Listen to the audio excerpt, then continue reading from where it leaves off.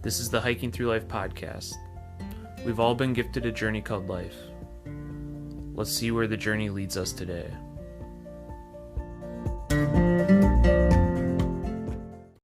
Welcome to the Hiking Through Life podcast. I'm Andy. And I'm Sara.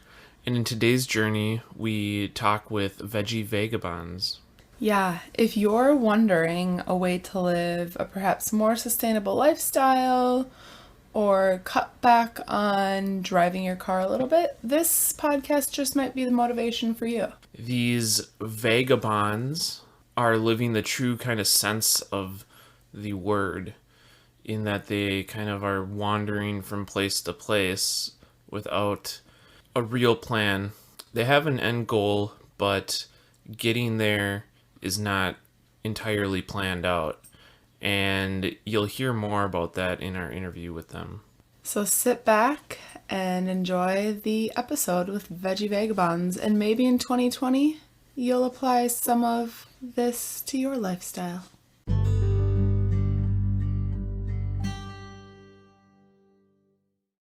We are joined, well, for me, it's the afternoon. For Josh and Sara, it's the evening.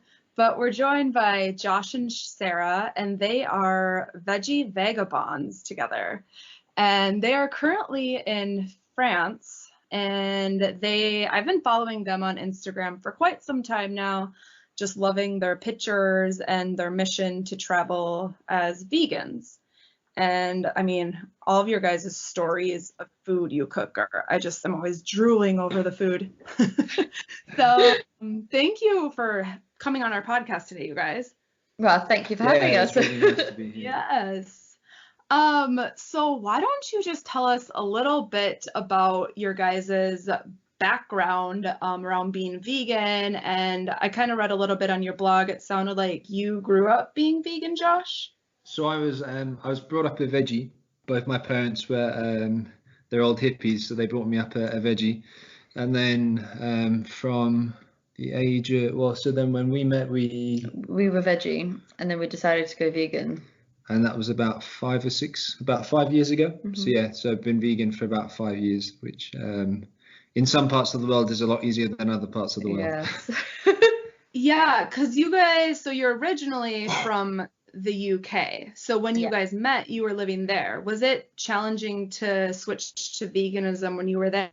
No, I'd say in England it was quite easy. I mean, at the time it wasn't as popular as it is now, but it was very easy. Like, you didn't need to miss out on anything. Yeah, I think. And to have a healthy diet, it was quite easy to get everything you needed. England's a really interesting country for vegans, because the national cuisine is probably one of the most, one of the worst cuisines for vegans. It really is terrible. Everything is based around the meat, or is cooked with butter or some kind of dairy. But in the last kind of like 6, 7, 8 years, the vegan scene has just got so big that the national cuisine is terrible, but there's so many vegan options outside of that, which makes it now, having traveled to many different countries, it's really a really great place to be for vegans. Okay, so then it sounds like switching from vegetarian to vegan was a fairly smooth switch together. Yeah, I'd say so. In terms of like the practicalities of it, in terms of like the willpower, well, not necessarily the willpower, but I think we were both, before we switched, we were both big dairy lovers. Cheese.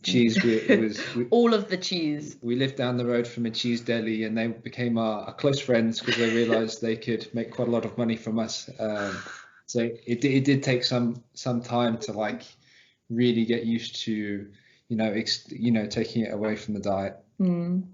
Yeah, that had to been hard to give up cheese. Have you ever tried the non-dairy cheeses? Yeah, we have tried them, and some are better than others. I mean, when we first tried them, it was like rubber. It was horrible. But as of now, there is a few that are a lot better. So, and it's not the same as cheese, but it's okay. Yeah, I think we've always kind of said that it's like, you shouldn't think of it as replacing cheese. You should just think of it as something similar to cheese, because it won't, or as it stands now, it won't be. We've not found anything which is the same. Yeah, like if you compare it, it doesn't match up to real cheese, but no. it's okay. Yeah. But We're not selling it that well, are we? No. So you started out your whole Veggie Vagabond journey, and you went to Sri Lanka when it first started. Is that correct? You traveled over to Sri Lanka? Yeah. So Yeah. that was about 4 years ago.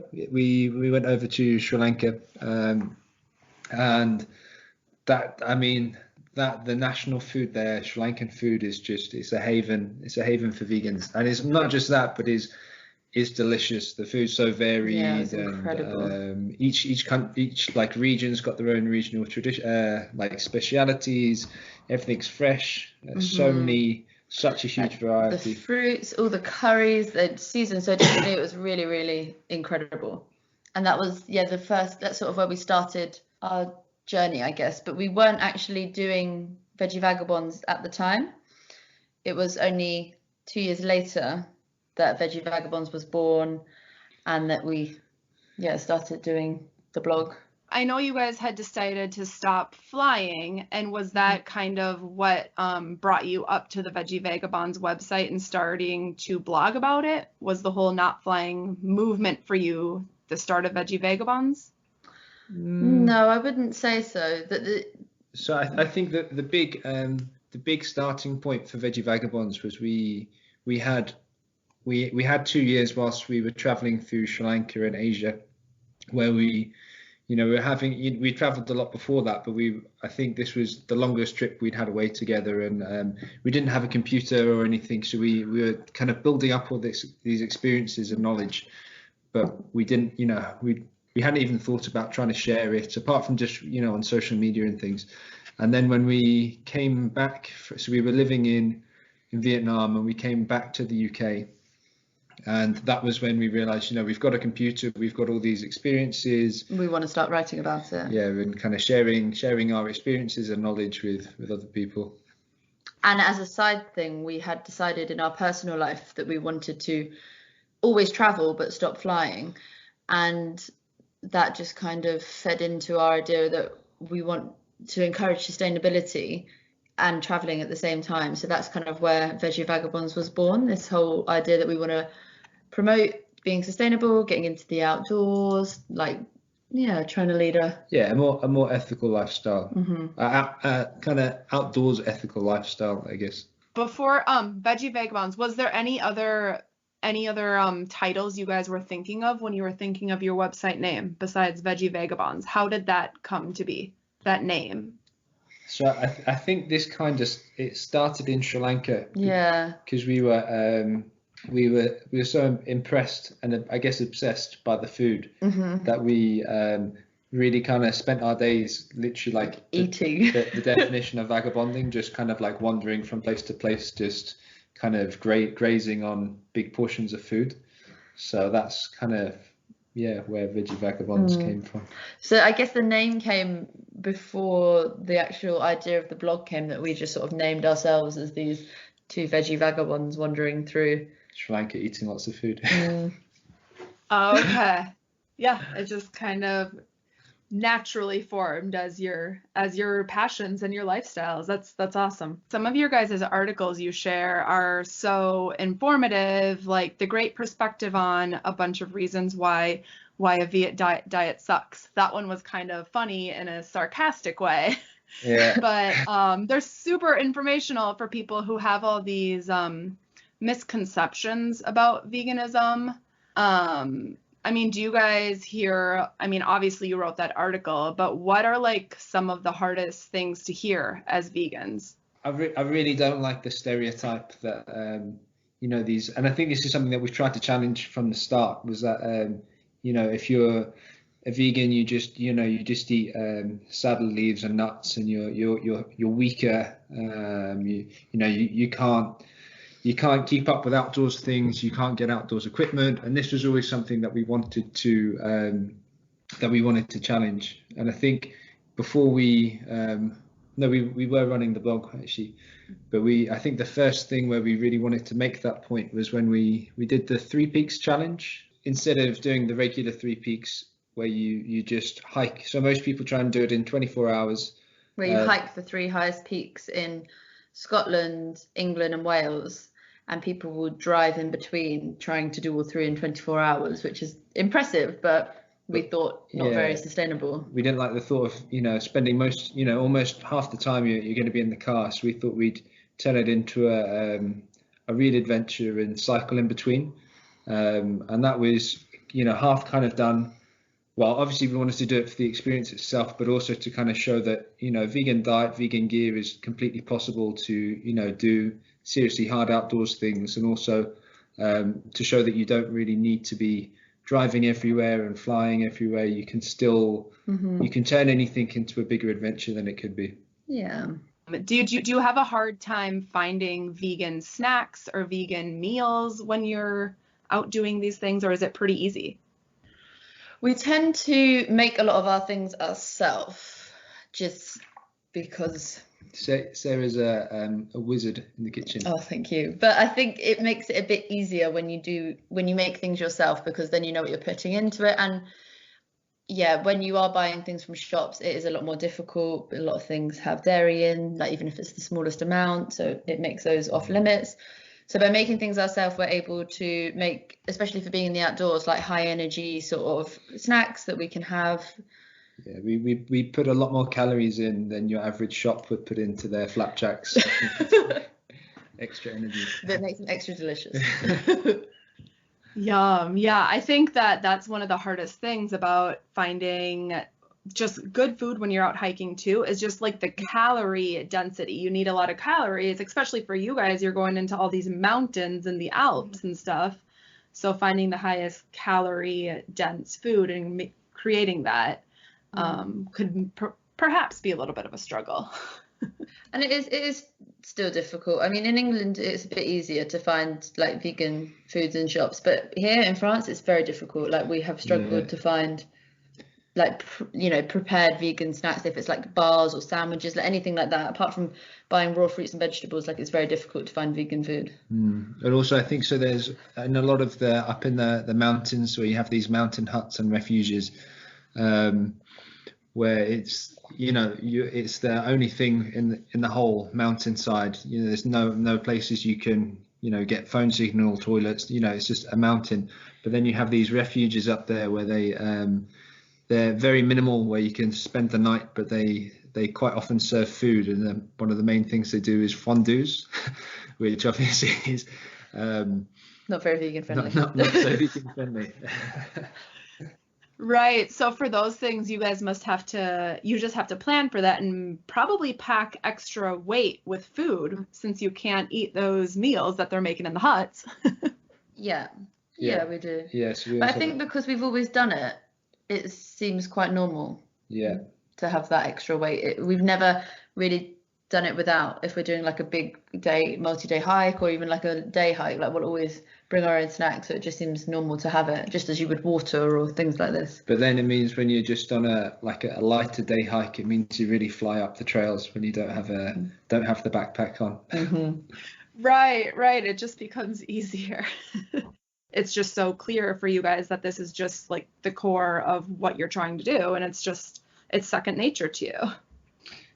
I think particularly having come from like a big veggie background, it didn't really seem like a big step, because we've always been so used to already kind of eating a specific amount of things. I think it's just like half the menu was already not available, or more than that. Yeah, so now we just switched down to kind of like 10% of the menu, or even in France it's maybe like 2% of the menu. Here in the US, it can be more expensive in certain places to shop only vegan. Do you find that challenge? I would say no, again, because we make a lot of our own foods. So because we're cooking at home a lot, that makes it cheaper. But saying that in France, actually the vegetables, the fruit and vegetables are quite expensive compared to the other products. So it does mean that even making your own stuff is considerably more expensive here. Yeah, comparing it to like back home in England. Yeah, I think like when we're in the shops and stuff, you see the prices of cheese and meats, and I think is really a lot cheaper. So if we were, I think it definitely is more expensive. But But I guess you win some, you lose some. Yes, exactly. And going with like finances, another question I have for you guys is how do you kind of afford this lifestyle? I mean, I know you're traveling. Are you working? When we were traveling before, when we left to go to Sri Lanka, we saved up for a few years, and then we'd settled in Hanoi in Vietnam, where we were living for a year and working. Yeah. We're saving up money again to travel, and then we And had what to were you, what kind of in job were you doing in Hanoi? we were both teaching English. Okay, okay. So I think for about 4 years and 5 years we've taught English. And Hanoi was Vietnam. The whole of Vietnam is a fascinating country, and to teach there was a really incredible experience. I think we'd on this cycle tour we'd like to go back and see the place we used to live and go back and revisit it for sure. That would be really incredible to go back and see how it's changed or maybe stayed the same. That would be pretty magnificent.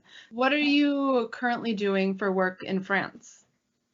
So we're both working online. I think we've through the winter. I think we've said we're going to stick out the winter in the Alps and then carry on cycling afterwards. So we're both working online and trying to build up the website a bit more and doing some freelance writing and we'd like to get to the point where we can earn a living like solely from the website.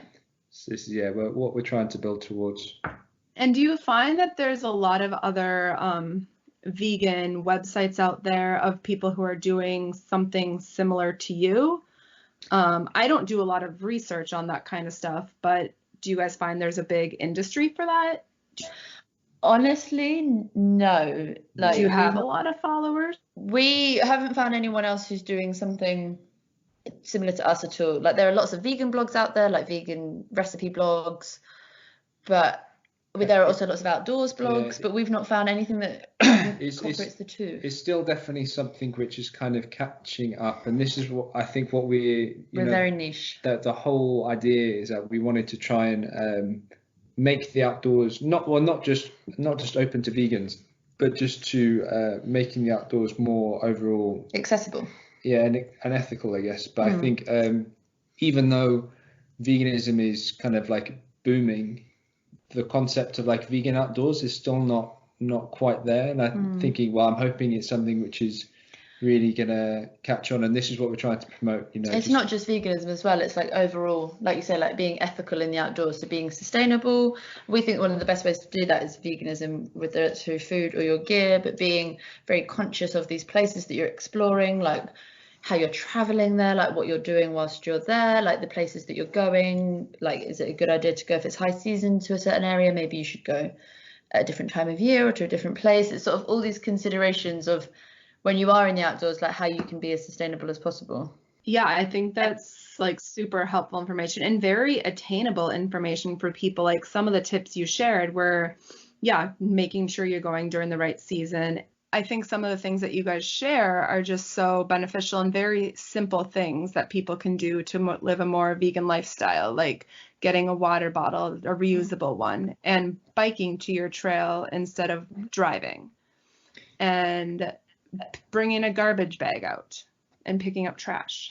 Because I think with I think that the main thing, and this is what we try and like get across, is that I think the most important thing is to get outside. I think it's like the catalyst. It's for us. It's been the catalyst for why why we moved to a vegan diet, why we try and live more sustainably. It's just because we've been outside and we've learned to appreciate. Yeah, you sort of feel compelled that you want to protect these places because it's just the natural world and it's our home and it's so beautiful and also it's so fragile.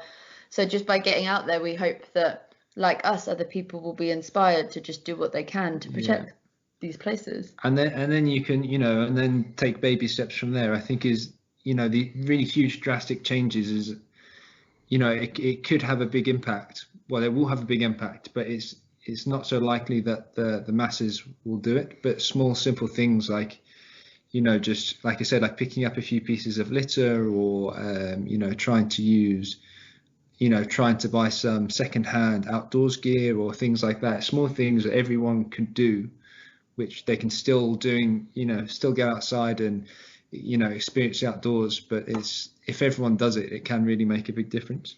Yeah, it absolutely can. And going with outdoor gear, do you guys have all vegan outdoor gear now at this point? Yeah, I mean, Yes. I'm looking around So when we went vegan, it wasn't as if we threw everything out that we had, but it was because that would be very unsustainable. But as we needed to buy new things or get new things, we would make sure it is vegan. Yeah. So when we know that we needed to get sleeping bags, we made sure they were vegan. And I think now it's becoming so much easier. Before, even if something was vegan, it might not actually be labeled as vegan, or it could take you quite a lot of research to actually find out if something is vegan. Whereas now it's majority of bigger brands, it's really so well labeled that you can find products really easily, and they're generally not more expensive. And now I think the thing which I like now is that the quality is often just as good, so there's very little reason not to go with it. Yeah, and when you're finding that it's much easier to find the vegan materials now, because I know you guys were saying like Patagonia has made a big movement to go vegan, and some other big brand companies are now doing that too. Yeah, there's I think there's, like, with synthetic insulation particularly, there's been such huge progress with the technology that so many brands are doing it, and even kind of even away from like the ethics side of it, just that synthetic insulation really has got a lot of positives depending on what environments you're going into. So it seems to just keep the more and more research and just getting better and better. Yeah, and do you guys have like what's like your favorite gear recommendation or favorite vegan gear item that you use outdoors, like every time you go out? Oh, I don't know. So my favorite pair of climbing shoes I've ever had were a pair of 5'10" Anasazi Blancos, which is all he goes on about. It's all synthetic, but they're the best hard rubbered climbing shoes I've ever had. It's probably one of my favorite. Yeah, I was going to say that, or your jacket, your North Face thermable jacket that you really like. Yeah. Although we've just actually been sent a sample from Arc'teryx with one of their new insulated jackets, which it literally arrived 2 days yesterday. So far it seems awesome, but we're looking forward to putting that to the test over the next few weeks. Right, fantastic to keep checking out your gear. And what about you, Sarah? Do you have a favorite gear item that you're using outdoors? Not really. I mean, all of our gear is vegan. I would probably say my sleeping bag, because I feel like it's just saved me so many times from the cold. I can't remember what brand is the sleeping bag. Is Vango something. Vango Latitude 400. There we go. So warm, and it doesn't feel like you're compromising by having a vegan one compared to a down one at all. It's so warm. Yeah, and so then when you guys go on these backpacking trips, are you typically just biking to the trailhead and then you go hiking? Is that how it's typically working out? Yeah. So sometimes the train. Yeah, I think since we've been here, it's now changed a lot because of the weather.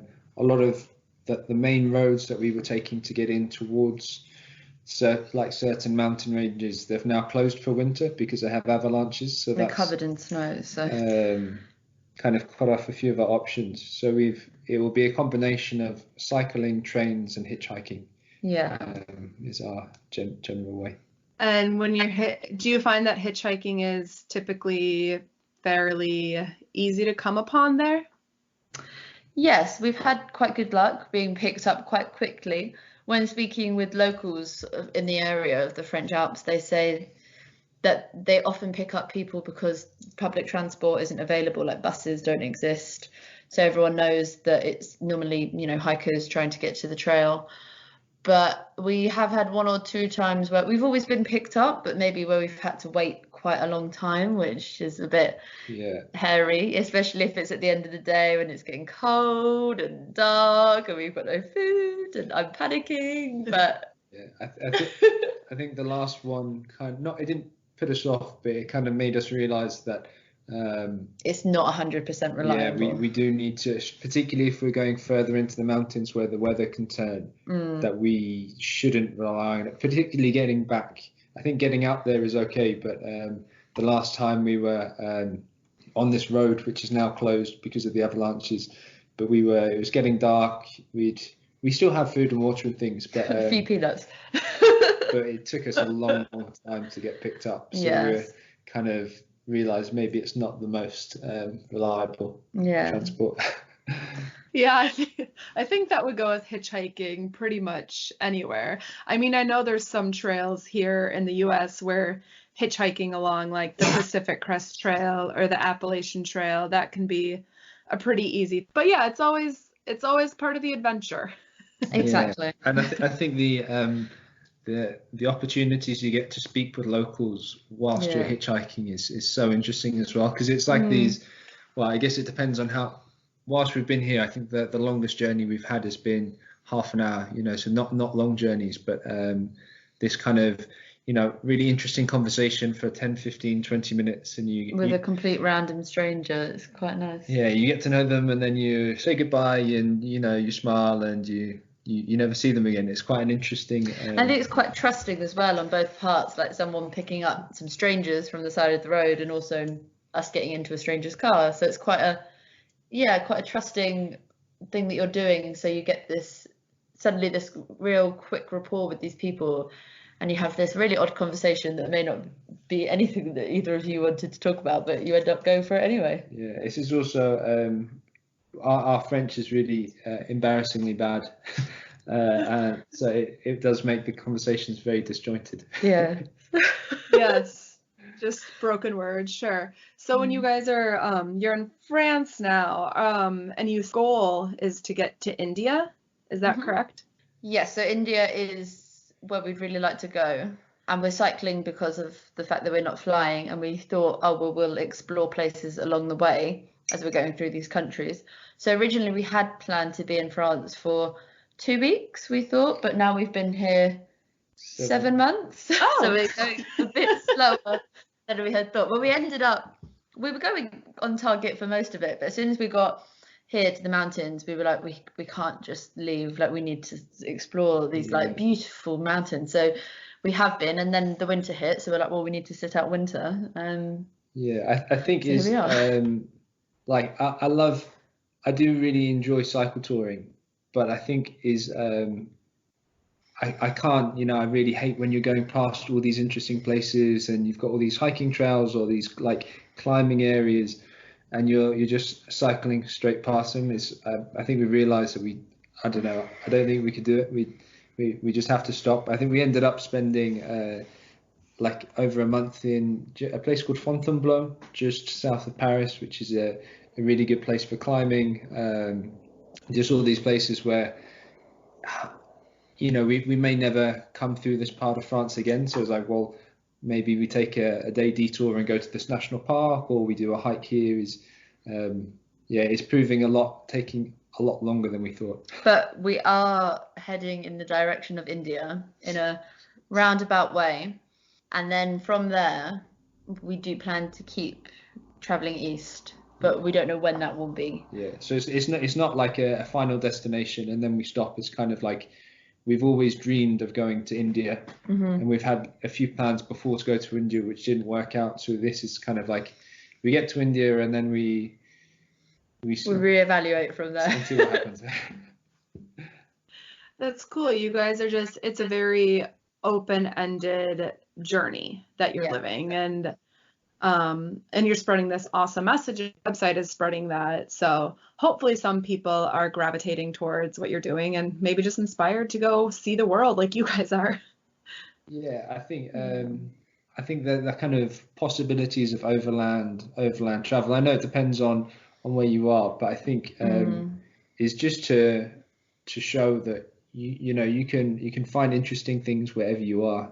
I think just the fact that we've taken 7 months going through like not even all of France is that you don't have to fly to the other side of the world. You could, you can find new things on your doorstep, or you can, go just slightly next door and you'll still find like a whole wealth of new things that you can, new experiences that you wouldn't expect. Yeah. What tips do you have? Like, what would you say are your top 3 tips you might have for a vegan outdoors person who, someone who's trying to get into the outdoors and they're vegan? I mean, like specifically from like the vegan front, I'd say just go with food, go with snacks. Like don't like not just even in the outdoors, just in any kind of in life, always have snacks. Always have snacks. I think is a good because you never know. You might get loads of things on offer, you might get nothing on offer, and like when you're crawling up a trail with no food in your belly, it's really not so easy. I always need snacks on the trail. I'm always overloaded with my snacks on the trail. What else would you say? I think to do it first and foremost, I think that rather than building up like getting outside into something you need to be really prepared for and have lots of gear and lots of knowledge, I think sometimes puts people off. But you can, as Josh said, like find places to explore like so close to your front door that you probably didn't even know about. Yeah, I think it doesn't with some things. Obviously, if you're planning some really, really remote trip, then I think you got to put some preparation in. But then for a lot of things, like just don't let things hold you back. If you can't, if you don't have the best pair of hiking boots, if you don't that's okay. Just go in your trainers or find some from secondhand or borrow from a friend, and maybe plan a small hike somewhere very close to you so it's not too scary at first. Things like this, like baby steps, sort of trying to ease yourself into getting outdoors, and I think naturally you become more inspired into doing. Yeah, and then you can start to do kind of bigger things, more planning, more gear. Definitely. And as long speaking of secondhand, like I'm a huge advocate for that too. Do you find that secondhand shops are easy to come by when you're traveling? Are they pretty common in Europe?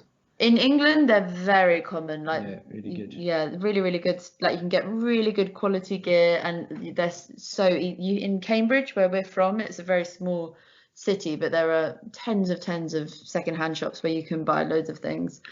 Here in France, we found them not so common. No, they're like, so as we're near the Alps, they're huge on skiing. So like if you want skis, they've got lots of skis. Yeah, literally like a whole rooms just filled with secondhand ski gear. But I think now with like social media and the internet, there's everything online. Like we've like Facebook Marketplace and things like this, where you can, and different, what's it, like the French directories where you can find things like kind of classified or like free ads kind of thing. So here there's quite a few different ones in Switzerland and France where you can find really, really great stuff actually. Like I'm currently in the process of trying to pick up a pair of, I think they've been used twice, a pair of synthetic La Sportiva hiking boots, which they sell for something like around, I think, £180, but these are being sold for €50. So I'm trying to work out how to pick them up, but the issue is that the woman who's selling them doesn't speak any English, and I don't speak much French, so we're having a few issues communicating. Well, can't you just use Google Translate? I mean, that's not always 100% accurate, but So this is what I've been going with, but she doesn't like to communicate via message. So she said to call her, and then every time I've tried to call, she gets frustrated with the conversation and puts the phone down. So we first started talking last week, and I still haven't actually been able to pick up the shoes yet. So hopefully this weekend. It's a work in progress. Yeah. Yes. Always part of the adventurous journey. That's when you just got to find a nice French-speaking woman who speaks both languages and offer to buy her a nice vegan treat after she translates for you. Yeah, I've been. One of our housemates we live with, she speaks very good English and is French, so she's going to be our translator for the booze. Yeah, for the transaction. Oh, perfect. Perfect. And how about just biking in general? Do you guys is that pretty much your main mode of transportation, or do you use the train often there? Because I know trains are so easy in Europe. We cycle everywhere, and then we get the train if we want to go on a hike, maybe somewhere that's quite far away. So we would take our bikes on the train and get the train and then cycle from the train station to the trail. We've done a few, so where we are is not literally right in the mountains. So we've done a few hikes where we've done like a 20, 30 kilometer cycle before and afterwards. And because we're going into the mountains and it's going uphill, it's a very, very hard day. Yeah. So I think we've done a few of them and then realized that it's tough. It's tough, yeah. Maybe trains and hitchhiking works a bit easier. Yeah, I can only imagine how challenging that is. I'm not a big cyclist, but I'll bike around our neighborhood once in a while, and it works your legs a lot. So I can imagine that you guys have some really strong thighs there. We actually, with one of the hikes in the summer, we took the bikes on the train and went kind of halfway between where we live and Mont Blanc, and we had routed the way, so I knew it was less than 15 miles cycle. So, we thought it was fairly straightforward, but I didn't look at the altitude gain. And we started cycling from the train station. Within 5 minutes, it got really seriously uphill, and we noticed that all of the people going past us were these lycra-clad cyclists on pro road bikes. And then realized that it was the Col de Colombier, which is a famous leg in the Tour de France.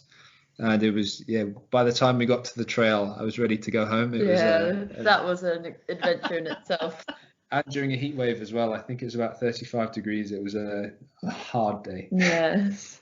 Oh, wow. So I got to ask, what are your families full supporters of what you guys are doing? Yeah. It's different. So I would say that for even within my family, like my dad was very supportive and was like, go do what you need to do, but my mum is very anxious and very worried. I think she's very happy that I'm doing something that I enjoy, but is conscious, like very, very concerned always that it's maybe not a lifestyle that she thinks is necessarily safe, and would much rather that I was living near her at home with a mortgage and a dog. And yeah, I think my mum particularly has never liked me traveling, but as well, I think from a young age of traveling, she's got used to the fact that she knows that if I stayed in one place I wouldn't be very happy, but she still likes to tell me every time we speak, you could be careful, you could come back home, you could stay here. But yeah, I think that they know that we wouldn't ever be able to do that. So I think it's just, they're very supportive. Like, they know that we're doing something that we really love and that we're passionate about, and they're happy for us doing that. But I think as parents do, they will always worry that we are in sometimes dangerous places and choosing a lifestyle that isn't very traditional. So we always have a habit of not to worry them, but so my parents haven't. They even, they're quite an international family, but they've not seen mountains really. They've not experienced mountains. So I'll always, if we're going on these trips or camping in the mountains, I'll try and send them a video or tell them about the trip before we go, and I'll tell them the name of the mountain that we're going to climb, and then they'll Google it and see, this is this kind of crazy scramble up a rock face with this like sleeping on a cliffside. And they're like, just make sure you tell us when you get back down. Yes. Do you guys use a GPS tracker when you go to these places? No, we use GPS on our phones, but I think the whole of the Alps is well, not all of the Alps, but in this region, it's nowhere is particularly remote. So even unless you kind of had bad conditions and you couldn't see, your you're never very far from a town, so it's not. I mean, that's the case here, but as we travel further east, that won't be the case. No, so maybe then we'll get So we do plan to get one, but that's a purchase yet to come. a future purchase. Yeah, future things to happen. Well, are there any final things that you think some listeners should know about a vegan lifestyle? Any final misconceptions that you want to share with people?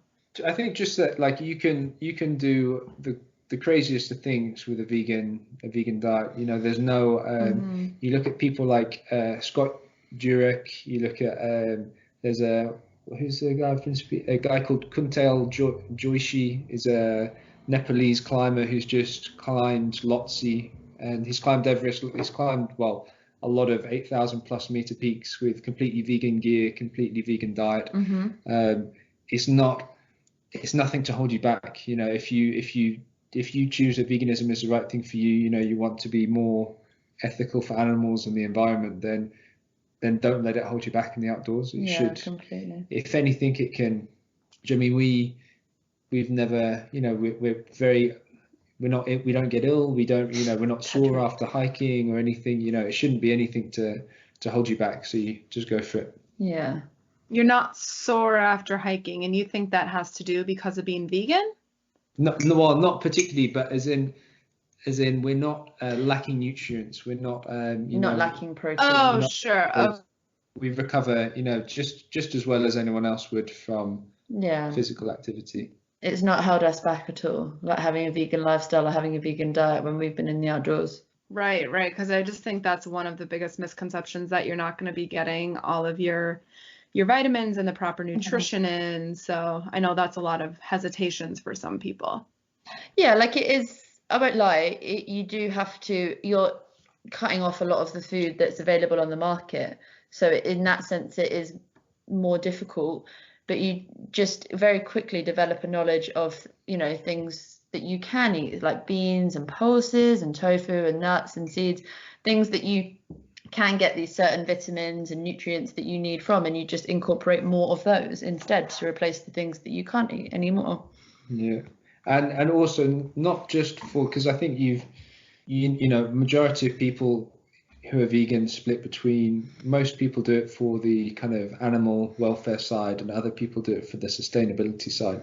We've got to a state with the environment where I think everyone should be considering cutting down on red meat, because it has such a huge, even if you don't have the, you know, you're not so much concerned about animal welfare, I think red meat has such a drastically bigger carbon footprint to plant-based food that I think it's something, even if you're not, you know, not everyone is going to be as easy to go completely vegan, but everyone should consider cutting down on, you know, at least cutting down a few meals a week where they're going plant-based.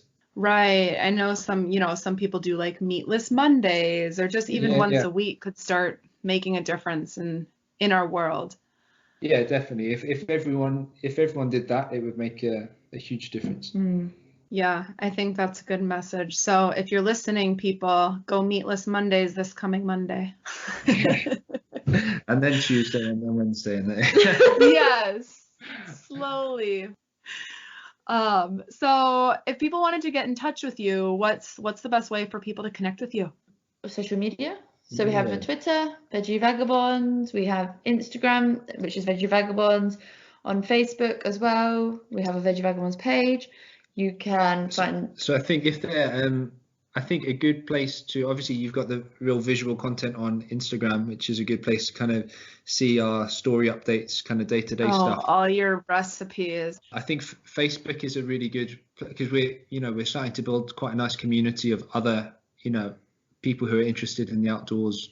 So that's a nice place to see the things that we're doing, and we also share lots of other, you know, inspiring stories, and you know, have lots of inspiring people who are also part of the group. So I think that would be a good way. And the blog, I think if you really want to find out a bit more about us, like read about our travels, like anything to do with veganism, sustainability, like we write a lot of gear reviews as well, and about our journey cycling around the world, Then on the blog, veggievagabonds.com is the best way. And you can leave comments on there as well. Awesome. Well, thank you so much, you guys. This has been super enlightening to speak with you, and I'm really excited to see where your journey takes you. I hope that you guys end up in Torino, Italy, because it is gorgeous there. I think you guys will love it. Well, when we're going through, we'll take a photo to send to you, and then you can.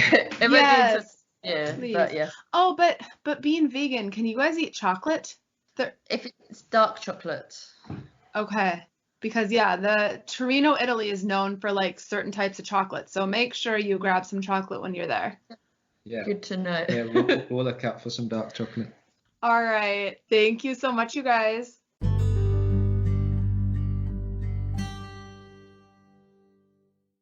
After that episode, actually the week after, I started taking the train to work. And not because of that episode necessarily, but because of certain life circumstances. We only had one car, so I was taking the train in and then hiking about 1.5 miles into work in really cold weather. So it is possible to make small changes and cut back on some driving if you want to start to be more sustainable.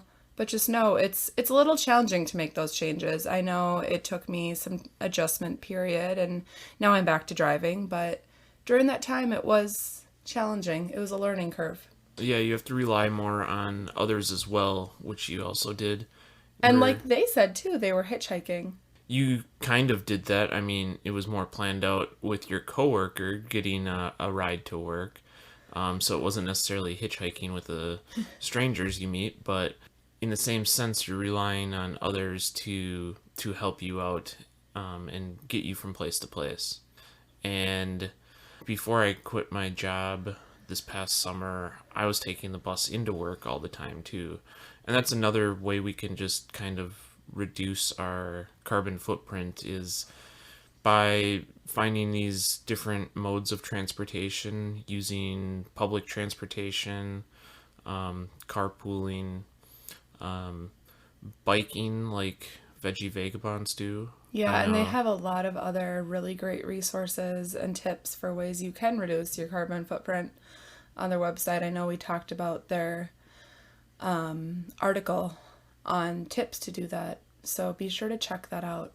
Yeah, and you can find all of their stuff on their website, veggievagabonds.com, and you can find them on social media at Veggie Vagabonds as well. And I believe all of that is in their website, so we'll have a link to their website and their Instagram in the description of this podcast episode. And I know I've said it before, but their food pictures are sure to have you drooling. They look delicious. Thanks for listening.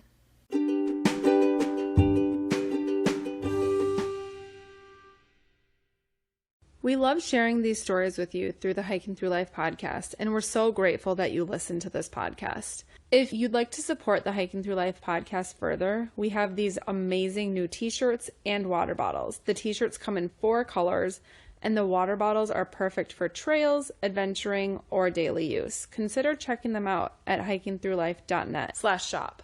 Use the code PODCAST and receive 10% off your first order.